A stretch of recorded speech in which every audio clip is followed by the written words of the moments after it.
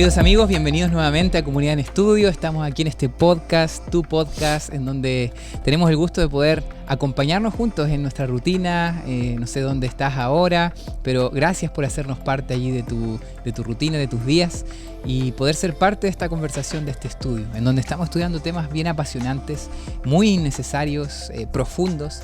Y bueno, qué mejor manera de hacerlo junto a ustedes, pero también justo a mis queridos pastores. Así que quería preguntarles cómo están, queridos. ¿Cómo estás, Cristian? ¿Cómo estás, Jafet? Muy lindo estar aquí. Qué bueno, qué bueno. Bienvenidos, ¿ah? ¿Cómo estás, Jafet? Gracias, listo para compartir esta lección ya de esta semana, y recordándote que compartas, por favor, esta transmisión con todos tus amigos para que también sean bendecidos con este contenido. Así que bueno, vamos a entrar de lleno en el asunto. Hoy se viene un tema muy interesante, muy delicado también. Hay muchos que tienen distintas posturas en esto. Quizás si estás por primera vez escuchándonos o estás acercándote a nuestra iglesia, quizás esto te va a sonar un poquito distinto quizás a lo que tú has aprendido o has creído desde tu infancia, porque hay una creencia que precisamente, si tú estudias profundamente la Biblia, diverge bastante de lo que la mayoría del cristianismo cree, ¿no? Y tiene que ver con el estado de los muertos, tiene que ver con qué sucede después de la muerte, tiene que ver con dónde está aquel que murió. ¿Está en el cielo? ¿Está en el infierno? ¿Está en el purgatorio? ¿No?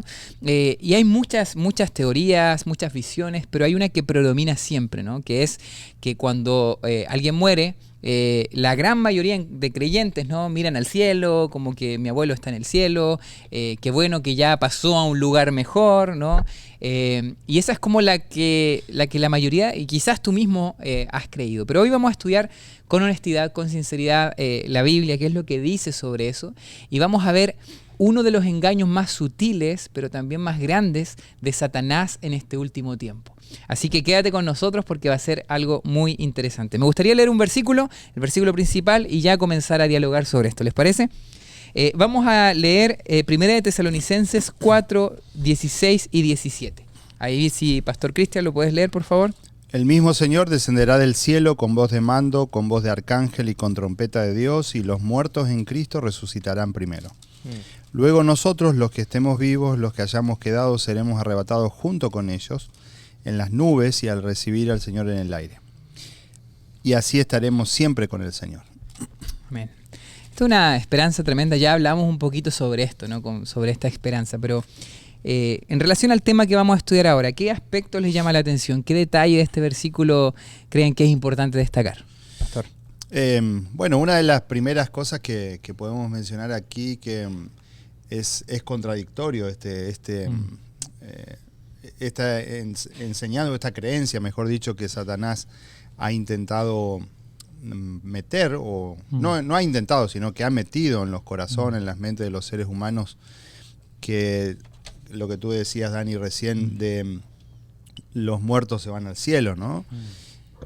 A un lugar mejor. Y lo primero que podemos destacar aquí en esto es por qué entonces sufrimos los que quedamos, ¿no? Aquí, creyendo que de pronto la persona que muere después de una enfermedad, después de una agonía de algún cierto tiempo, ¿por qué los queremos retener aquí si de pronto se va a estar yendo a un lugar mejor? Esa sería la primera pregunta que debiéramos hacernos, ¿no?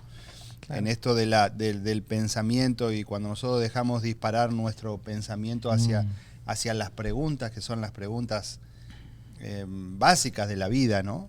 Entonces, por ejemplo, ¿qué pasa después de la muerte? Es una de las grandes preguntas que siempre el ser humano se ha hecho. Y aquí este texto nos habla de que Jesucristo, con voz de arcángel, con trompeta de Dios, va a resucitar a los muertos primero que nada, ¿no? Entonces ahí hay ciertas aristas de contradicción en esto. Decir, ¿por qué yo me entristezco si en teoría yo creo que mi familiar que murió, un ser querido, un padre, un hermano, quien sea, está pasando a un mejor mundo, que es el cielo, ¿no? A una mejor vida, que es el cielo? ¿Por qué me entristezco por eso? Si uno tendría que estar feliz, decir, y es más, todos quisiéramos pasar a eso, ¿no? Esa es la primera pregunta. Y la segunda tiene que ver, decir, ¿por qué Jesucristo va a resucitar a los que en teoría están ya en el cielo, ¿no? Esas son las preguntas que nosotros tenemos y que surgen a partir de este texto aquí, que con tanta claridad el apóstol Pablo menciona de cómo van a pasar las cosas. Él da los caminos. El Señor mismo, Jesucristo, va a descender del cielo. Él con voz de mando va a llamar a los muertos que resucitaron, o a los que murieron en Cristo, como dicen los versículos anteriores a este. Él va a hacer resucitar a los muertos. Luego nosotros, los que estemos vivos, los que hayamos quedado, seremos arrebatados junto con ellos. O sea, él lo va narrando de una manera bien clara, paso a paso, cómo va a suceder, ¿no? Correcto.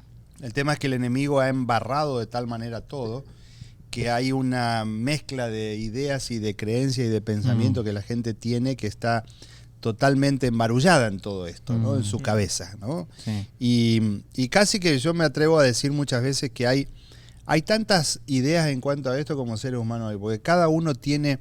No es que todos creemos igual, no es que todos creen igual, que los muertos van al cielo, no. Algunos porque en su niñez leyó algún libro, algunos porque en su niñez le enseñaron algo, algunos porque en su niñez en el barrio donde vivía el vecino creía algo y le transmitió esto. Entonces cada uno va teniendo sus pequeñas divergencias aún en cuanto a las creencias. Y hasta me atrevería a decir, en una misma familia, el esposo cree una cosa, la esposa otra, los hijos creen otra, con la influencia que van recibiendo de la televisión, de las redes sociales, de TikTok, es decir, todo va influenciando lo que nosotros creemos o lo que nosotros somos hoy, ¿no? Interesante. Miren qué interesante. El texto dice, tampoco queremos, hermanos, que ignoréis. Para morir bien yo necesito vivir bien. ¿A qué me refiero con esto? Que la muerte que tiene sentido está estrechamente relacionada con la vida que se vive cerca de Jesús. Cuando yo dediqué mis años para vivir cerca de Jesús con propósito, entendiendo que Él es mi Salvador, viviendo con una conciencia clara delante de Él, mi muerte no es una muerte vana. Es una muerte llena de propósito. Por eso Pablo le dice a los hermanos, no ignoren a los que duermen. Porque había muchas personas que habían adquirido esta filosofía de un grupo, una secta judía, que pensaban que la resurrección no era posible. Entonces, si Cristo no viene antes que yo muera, entonces ya no hay esperanza. Y por eso él está recordando a la gente de los tesalonicenses, recuerden, no ignores, recuerda que los que duermen en Cristo, los que murieron bien, así lo defino yo, los que murieron bien. Para mí morir bien no significa morir sin dolor, sino significa morir con la esperanza de la resurrección en Cristo. Claro, porque el que está en Cristo no morirá eternamente, dice la palabra de Dios. Entonces, sigue diciendo, porque si creemos que Cristo murió, y aquí está la esperanza de aquel que vivió bien, y resucitó, así también traerá Dios con Jesús a los que duermen en Él. Entonces, el que vivió bien, o en otras palabras, el que vivió en Cristo puede descansar tranquilo cuando llegue su tiempo, porque así como Cristo resucitó, la realidad histórica de que Cristo resucitó de los muertos me da esperanza a mí, que en un tiempo cuando Cristo venga, yo también resucitaré con Él. Entonces, esa es mi esperanza, ese es el anhelo. Fíjate, a través de toda la Biblia, la esperanza del cristiano no está en ir al cielo cuando yo me muera, sino en ser resucitado cuando Cristo venga. Esa es la esperanza. Pablo lo dice, correcto. Jesús lo dice, todos los apóstoles están mirando hacia esa dirección, y por eso es tan importante la resurrección de Cristo. Porque lo que Cristo hizo al resucitar de la muerte me da esperanza a mí también, claro, para resucitar si me toca morir en Cristo. Hoy tremendo eso, porque imagínate si nosotros creyéramos que la muerte simplemente es un paso de un mundo a otro mundo. O sea, entonces Cristo tampoco, su muerte hubiera sido definitiva. O sea, su muerte simplemente murió en la cruz, pero se fue al cielo y después volvió para resucitar. Entonces habría también una contradicción ahí. En realidad su muerte no fue, simplemente fue un paso, una transacción, y luego resucitó. ¿Y para qué vino a resucitar también si ya estaba vivo? O sea, si nunca murió, ¿me entiendes? Entonces, si nunca murió, ¿para qué resucitó? ¿No? Entonces, tú me hiciste entender algo bien, como que me vino ahí. Esto es algo tan trascendental que tiene que ver incluso con lo que Jesús hizo, ¿no? Claro. Porque si Jesús vino a rescatarnos de las consecuencias del pecado, que al final de todo es la muerte, Él pagó el precio, ¿no? O sea, Él murió y Él resucitó.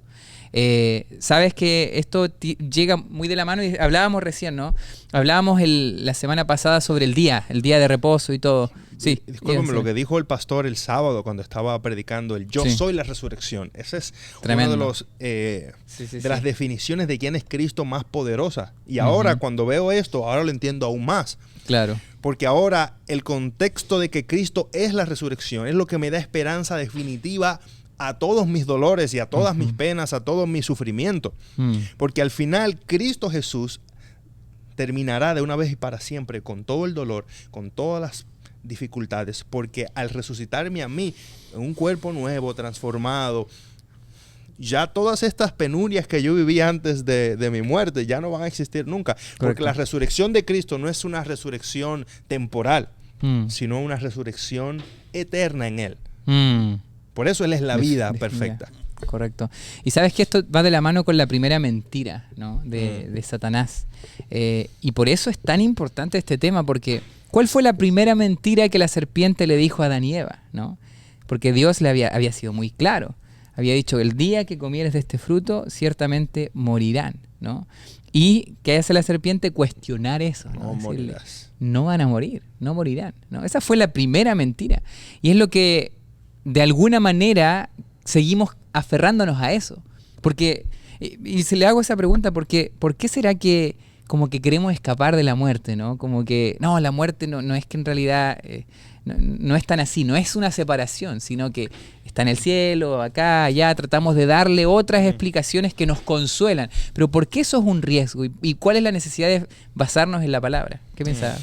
Esto que tú mencionas, Dani, con respecto a esa primera mentira de Satanás, tenía toda una connotación mucho más amplia que simplemente el hecho de no morir.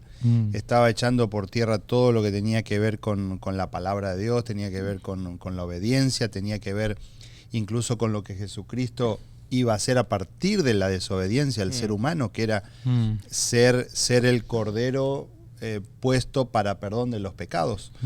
¿Por qué? Porque si nosotros pensamos, por ejemplo, en el hecho de una persona que muere y su espíritu está dando vuelta por ahí y su espíritu se va al cielo, o hay lugares intermedios, como conocemos algunas creencias o algunas doctrinas que algunas denominaciones religiosas tienen, como el estado intermedio, el purgatorio. Ahí entra, fíjense que entra aún en ese gran engaño previsto por Satanás para esto, como gran artífice del engaño, es la obra que la familia puede hacer mientras está en la tierra por ese que murió. O sea que Jesucristo no tiene importancia, digamos, lo que Él hizo en la cruz del Calvario no tiene importancia. ¿Por qué? Porque la familia del que murió puede hacerle una misa y le hace una misa para perdonar o para pedir el perdón de los pecados de ese que murió, de ese alma que está vagando, dando vuelta por ahí. Fíjense cuán astuto ha sido Satanás de a partir de esa creencia, que no es solamente, como digo, muere o no muere el espíritu, o lo que él hizo creer como tal, que nosotros nos comunicamos con ese espíritu y demás, sino echar por tierra todo el sistema o todo el plan de salvación establecido por el Señor. Y eso es lo grande de esta mentira y lo que nosotros tenemos que estar apercibidos, porque es el gran engaño que Satanás está desplegando en este tiempo y que continuará desplegando todavía, especialmente a medida que nos vamos acercando hacia la venida de Jesús. ¿Sí? Porque cuanto más Él tiene atrapado, y en un tiempo era lo que la gente transmitía, lo que se te enseñaba, lo que uno leía en un libro, pero ahora es lo que los muchachos ven en casi todas las movies, en todas las películas. Siempre hay algo de inmortalidad del alma, siempre, siempre, sea una película de romántica, que uno diga, no es ni una película satánica ni nada de eso, una película romántica, inmortalidad del alma, siempre el enemigo solapadamente va metiendo.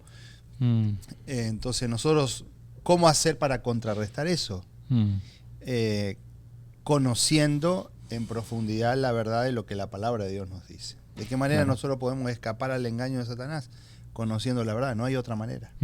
Correcto. Podemos contrarrestar el engaño con la verdad. Claro. Mira, la Biblia nos presenta en Eclesiastés capítulo 3, versículo 11, dice: todo lo hizo hermoso a su tiempo y ha puesto eternidad en el corazón de ellos, sin que alcance el hombre a entender la obra que ha hecho Dios desde el principio hasta el fin. Y me llama la atención lo que presenta la palabra en el contexto de que Dios ha puesto eternidad en el corazón del hombre. Fíjate, el texto no está diciendo que el hombre o que su alma es eterna, pero sí está diciendo que ha puesto en el hombre un deseo de eternidad, un vacío pudiéramos decir, que solamente alguien eterno puede llenar. Por eso el ser humano anda buscando satisfacción en su corazón por muchas formas. Pero te das cuenta que pasa el tiempo y ya ese carro, ese dinero, esa mujer, ese deseo, sigue dejándote con un vacío, porque nada de eso es eterno. Todo es temporal, todo es finito, llega a un punto donde ya el placer de esas cosas termina. Pero el deseo de eternidad solamente puede ser completado a través de Cristo Jesús, porque es el único eterno. Entonces hay algo en nuestro corazón que clama en silencio por algo eterno que es más grande que nosotros. Y yo siento que por esa razón el hombre anda buscando todo el tiempo darle sentido a su vida. Por eso tratan de definir el sentido de la vida con estas ideas de mi vida después de la muerte o la inmortalidad del alma. Correcto. Porque es el deseo del hombre y el deseo humano fuera de Dios de alcanzar algo más, algo trascendental que le dé sentido o le ayude a explicar el por qué estoy en esta tierra. Y si te estás haciendo esa pregunta, la respuesta no se encuentra dentro. Porque dentro solo está el deseo, solo está el vacío. La respuesta se encuentra afuera, pudiera decir más claramente, se encuentra arriba, se encuentra en Cristo. Cuando Él viene a mi vida y entra a mi vida, mi deseo de eternidad es completado en Él. Entonces mi satisfacción y todo lo que yo soy en Cristo encuentra propósito. Ahora mi muerte tiene sentido porque al morir en Cristo, como dice la palabra, el que muere en Cristo no morirá eternamente. El que muere en Cristo tiene realmente la vida, porque Cristo es la vida. Y cuando Él venga, entendemos la promesa de que seremos resucitados con Él. Correcto. Sabes que me parece interesante todo este aspecto y cómo cobra una importancia, lo decías tú, pastor, también, en este último tiempo, sobre todo, ¿no? Cómo vemos una tendencia incluso en los medios de cómo acrecentar esta creencia, ¿no? Me acuerdo una vez vi una película también de Coco, no sé si la vieron, súper inocente, bonita incluso y todo, pero claro, que toca este tema de la inmortalidad del alma, incluso te toca como en la fibra, así, porque para aquellos que han perdido un ser querido es emocionante, ¿no? O sea, como pareciera ser, como tú dices, que Dios nos puso eternidad al corazón y nos fuimos creados para separarnos, ¿no? Por eso la separación duele tanto. Nos ha tocado ahí con el pastor igual estar en varios funerales aquí, ¿no? Y el pastor siempre repite que en realidad la separación duele, ¿no? El saber de que estamos vivos y la vida es un misterio, pero también la muerte es un misterio, y cada vez que te acercas más a la muerte se siente una desesperación, ¿no? Por no saber qué es lo que viene. Y ahí es donde el enemigo, si no te basas en la palabra, puede poner un montón de teorías que al final hacen daño al carácter de Dios. Y hablábamos, no es el tema de ahora, quizás ya para un futuro, pero esto va muy de la mano también con la creencia del infierno, ¿no? O sea, si es que la persona murió y ya, si como es mi abuelita o es mi tío que era tan bueno conmigo, entonces está en el cielo. Pero por el otro lado, hay personas que guardan un sentido de venganza, de odio, sí. y está el otro extremo también, está el infierno. O sea, ojalá que esté en el infierno. Claro, que ojalá que esté quemándose ahora y todo. Entonces, yo creo que esto, y les pregunto también a ustedes, ¿en qué sentido también esto daña o es porque uno puede decir no, pero que yo cuando me ha tocado dar estudios bíblicos con personas, es como ¿para qué arruinar su creencia, ¿no? O sea, como es una creencia tierna, una creencia que le da consuelo, entonces es delicado abrir la Biblia y decir, oye, mira, los muertos nada saben, no es que está en el cielo. Pero ¿será tan inocente esa creencia? ¿Cuál será el riesgo y qué daño le puede hacer al carácter de Dios? Eso es lo que quisiera como entender. ¿Cómo esta creencia tan inocente, que le ha dado consuelo a muchas personas, está dañando el carácter de Dios también? ¿Qué piensan ustedes? ¿Qué piensan?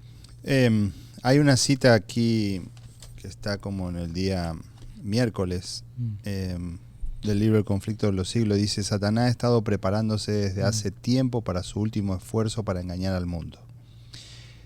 Poco a poco Satanás ha preparado el camino para su obra maestra de seducción, el desarrollo del espiritismo. Aún no ha logrado realizar completamente sus designios, pero lo conseguirá en el poco tiempo que nos separa del fin. Todo el mundo, menos los que estén protegidos por el poder de Dios a través de la fe en su palabra, será incorporado a la fila de los engaños. La gente se está dejando adormecer en una seguridad fatal y solo despertará cuando la ira de Dios se derrame sobre la tierra. Este es uno de los últimos grandes engaños de Satanás. Habrá otros también, no será este el único. Pero tratando de pisotear, como tú decías, Dani, lo que tiene que ver con el carácter de Dios. Claro. Y esta es la obra que Satanás está haciendo. Por eso nosotros hoy tenemos que estar tan preparados y preparar a nuestros jóvenes. A veces cuando uno se pone a dialogar con jóvenes que se han criado en la iglesia toda la vida, ¿no? No tienen totalmente claro esto, ¿no? No tienen totalmente claro, porque a veces son muchas más horas las que reciben o en la escuela o en los libros o de texto o como digo, en internet o en las películas que ven. Van recibiendo todo el tiempo el hecho de que no se mueven los grandes o superhéroes que son inmortales, que le pasa lo que le pasa y nunca mueren. Entonces, si no se contrarresta, y tal vez vienen a la escuela sabática y en unos poquitos minutos, y lo poco que escuchan, porque a veces ni siquiera escuchan como tal, es lo único que reciben de la verdad. Entonces, tanto bombardeo del engaño termina siendo confundir a los seres humanos. Por eso es tan importante que nosotros nos alejemos del error, nos alejemos de la mentira. Y si tenemos que estar expuestos por algún motivo, digamos, de extrema necesidad, de estar expuestos al engaño, contrarrestarlo con mucho más de verdad todavía, ¿no? Y esa es la verdad que la encontramos en la palabra del Señor, ¿no? Leer más la Biblia, leer más la palabra, escuchar más la voz de Dios que lo que escuchamos la voz de Satanás, ¿no? Porque verdaderamente esto, como decía recién, esto tiene que ver absolutamente con todo. Tiene que ver con el plan de salvación, tiene que ver con la obra de Cristo, tiene que ver con, como digo, no solamente con, a ver, ¿a dónde está mi familia, mis padres? ¿En qué lugar están? No solamente con eso, sino decir, ¿yo puedo hacer algo para salvarlos?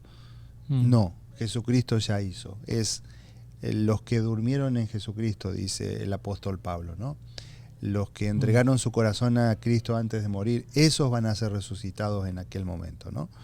Y cuando uno empieza a tener así claridad en eso, aún eso me da a mí personalmente, cuando yo creo en eso, me da mucho más esperanza que lo otro, que decir, ¿dónde estará? ¿Estará en el cielo verdaderamente? Porque uno, como tú decías, Dani, uno quiere creer que la persona que murió está en el cielo, pero ¿quién nos da la seguridad o la certeza de eso? ¿Y si no?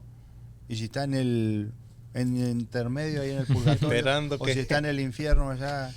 Claro. ¿Qué? Claro. Entonces uno comienza... yo he dialogado con personas que han perdido un ser querido y me han preguntado, pastor, ¿dónde está? Porque no fue una muy buena persona. ¿Y qué seguridad tenemos de que él en este momento está en el cielo? Y uno le dice... los muertos nada saben, los muertos están esperando que el Señor los resucite.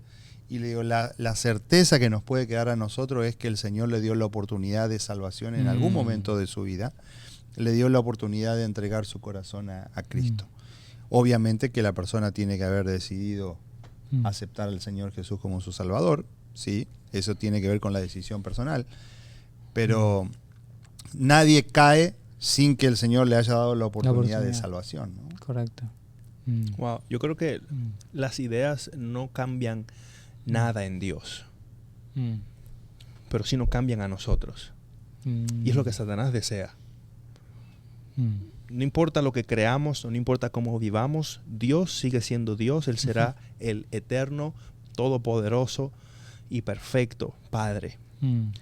Pero a Dios no le interesa tanto eso como cambiar nuestra percepción de Dios. Entonces, el problema del engaño está en que nosotros empezamos a creer mentiras que nos llevan a ver a Dios de una manera incorrecta. Y nos llevan a relacionarnos con ese Dios de una manera incorrecta. Porque si yo baso mi relación con Dios en una mentira, toda la forma en cómo yo voy a relacionarme con esa entidad eterna va a estar basada en un engaño. Entonces lo que Satanás desea es que yo tenga una idea de Dios que no es correcta, que me lleve a vivir de una manera que tampoco es correcta. Entonces, lo que debemos hacer, como dijo el pastor, es llenar nuestra mente de la verdad de Dios, de su palabra. Que podamos desarrollar una mente bíblica. Que no solamente seamos espectadores indiferentes de todo lo que recibimos, sino que desarrollemos una mente crítica, que empecemos a filtrar todo a través de los lentes de la palabra de Dios. Porque de esa manera, entonces, podemos vivir de acuerdo a la voluntad de Dios. Y ayudar a otras personas que están confundidas a entender que el amor de Dios es mucho más grande que estas ideas erradas de un Dios que va a tener a personas quemándose por toda la eternidad. ¿Sabe? Debemos tener algo claro. El concepto del infierno es algo bíblico. La manera en cómo lo vemos no necesariamente, ¿sabe?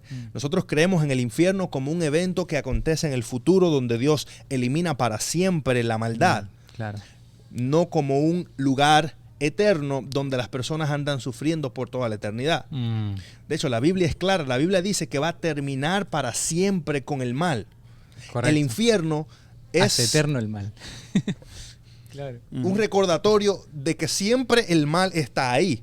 Entonces, cuando Dios dice que va a crear un cielo nuevo, una tierra nueva, está diciendo que ya el mal no va a existir jamás, ni que no vamos a tener más dolores. Está diciéndolo en todos los sentidos. Que lo va a destruir, no que lo va a perpetuar. Si tú tienes a alguien que está sufriendo para siempre y todo el tiempo, cada vez que tú ves los gritos de la gente, lo escuchas allá, ¿está Dios realmente eliminando el dolor y el sufrimiento para siempre? No. Correcto. Entonces, creo que no. Y contestando a tu pregunta, no está en armonía con el carácter de Dios, un infierno eterno o una vida después de la muerte sin la resurrección, porque no representan lo que Dios realmente quiere hacer. Y de hecho tampoco el cielo sería un lugar un lugar sin dolor, sin lágrimas, como dice, no va a haber más llanto ni más lágrimas, las primeras cosas pasaron, porque si es que el cielo ya está ocurriendo ahora, y si hay personas ya en el cielo, o sea, imagínate, y tienen acceso a ver lo que está pasando acá, o sea, todavía el sufrimiento existiría, ¿no? A menos que sea un lugar de insensibilidad en donde ahora nos ven con otros ojos y no sufren los sufrimientos que sufrimos. Es que es una incoherencia, ¿no? Sí. Porque el cielo es un lugar donde dice la Biblia, o sea, ya no va a haber más llanto ni dolor porque las primeras cosas pasaron. Y si el cielo está ocurriendo ahora, esas primeras cosas no han pasado todavía porque seguimos aquí, ¿no?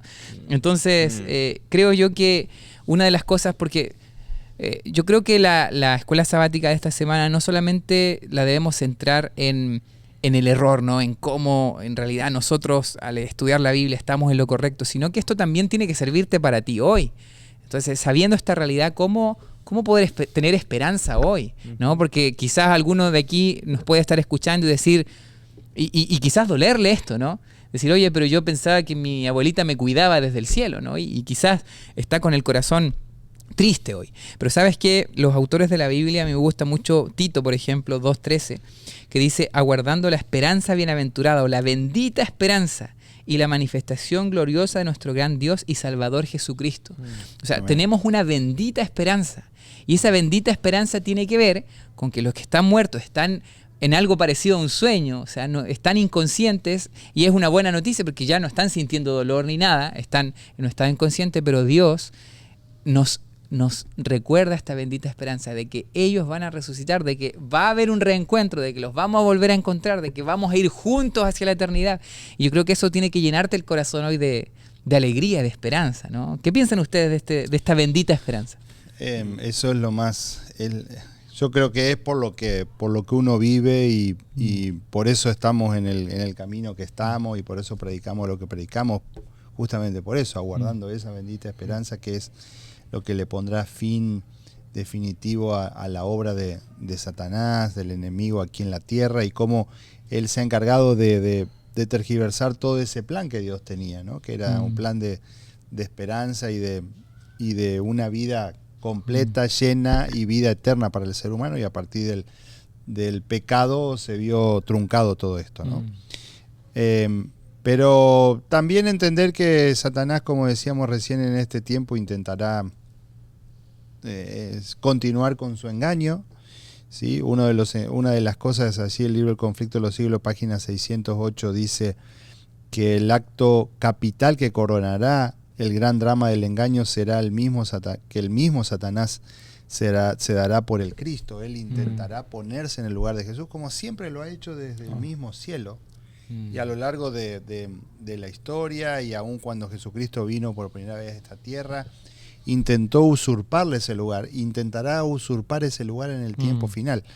Y más allá de que nosotros creemos en una puesta en escena que él hará, digamos, donde intentará mostrarse que Él es el que está viniendo, es la obra sutil que Él hace cada día también, anticipadamente, ahora, entre nosotros, desviándonos de nuestros ojos que estén puestos en Jesús. Entonces Él te hace poner los ojos en Él, te hace poner los ojos en los bienes materiales, te hace poner los ojos, sí, te va desviando la atención. Como digo, nosotros creemos, y esta cita se está refiriendo a un momento puntual de la cronología de Dios, cuando Satanás intentará simular la venida de Jesús. Pero anticipadamente, como digo, Satanás todos los días, y tú te levantas, intenta desviar tu vista de Jesucristo y que lo mires a Él, que mires a tus bienes materiales, que te preocupes más por tus bienes materiales, que te preocupes más por tu trabajo, que te preocupes más por todas las cosas que Él te presenta en este mundo. Eso es lo que Satanás intenta hacer todos los días, desviando nuestra atención. Entonces, presta atención a Cristo, presta atención a Jesús, presta atención a su venida. Prepárate, presta atención a la verdad, presta atención a la palabra, ¿no? Presta atención a los que son tus seres amados que están a tu alrededor, al servicio, al amor al prójimo.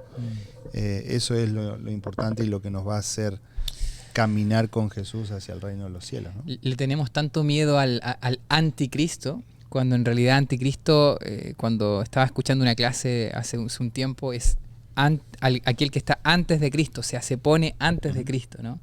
Y como tú dices, eso puede suceder todos los días. Todos los días. ¿Qué cosas se ponen antes de Cristo, nublándote, tapándote la visión de lo real, de que Cristo es lo real, ¿no? Creo que eso es clave. Algún día vamos a morir. Tú y yo, los que estamos aquí, algún día dejaremos de estar en esta tierra. Y la pregunta es, ¿qué vas a hacer con el tiempo de vida que tienes ahora? ¿Cómo vas a dedicar las horas que Dios te da todos los días? Porque nuestra vida es tiempo que se va. Y el tiempo que no utilizamos correctamente para estar con Dios, con nuestra familia, para realmente añadirle valor a otras personas, para ser de influencia en las demás personas, es tiempo que nunca volverá jamás. Sabiendo esto, entendiendo de que algún día ya no estarás, que algún día morirás, ¿cómo vas a vivir tu vida hoy? ¿Cómo vas a dejar un legado entre las personas que están cerca de ti? ¿Qué quieres que esté escrito allí en tu epitafio? ¿Qué palabras deseas que estén escritas allí de quién fuiste cuando estuviste vivo? Yo creo que debemos vivir pensando en eso. Y teniendo nuestra esperanza en Jesús. Todo aquel que vive con la esperanza en Jesús vive una vida con sentido. Todo aquel que solamente vive para sí vivirá siempre con temor, porque el yo no es lo suficientemente fuerte para sostenernos eternamente. Así es. Bien, ya quedó la invitación hecha. Que Dios te bendiga muchísimo y recuerda cimentar tu vida en la palabra de Dios, ¿no? Más allá que las emociones, más allá de lo que diga la gente, en la palabra podemos encontrar real significado para todas nuestras inquietudes. Que Dios te bendiga y nos vemos la próxima semana. Bendiciones. Chao, chao.